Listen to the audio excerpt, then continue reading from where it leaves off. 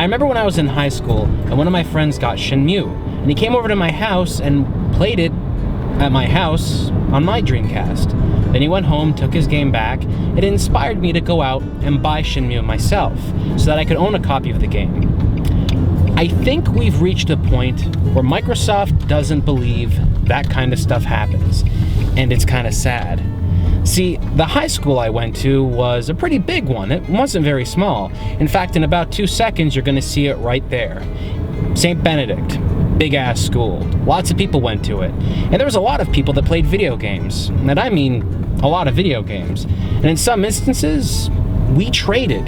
And when we traded, we had fun. We got to experience games that we otherwise would have not bought ourselves. And when a friend would pick up something like Final Fantasy X and share it with the rest of us, well, a few of us would go out and buy our own copies of Final Fantasy X. I think Sony knows that. I'm actually pretty confident that Sony and Nintendo realize that people like to share games, and it's for the better.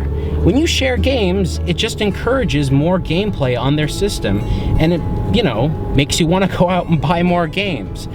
But there's something wrong at the Microsoft camp. See, this past E3, Nintendo didn't have this great of a showing, but it's okay. They were still showing games.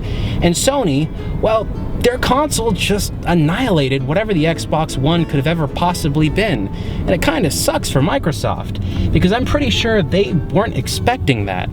In fact, if anything, I'm pretty sure Microsoft wasn't expecting anyone to have that much of a backlash at their event.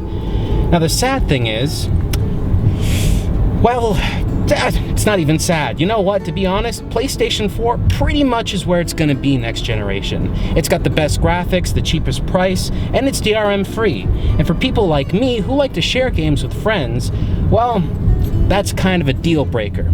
See, I do this show called Rerez. You're watching it right now. And I've got friends that do the show with me. And sometimes I lend games to them so that they can play and review games and we can all have a big conversation and talk about it later on.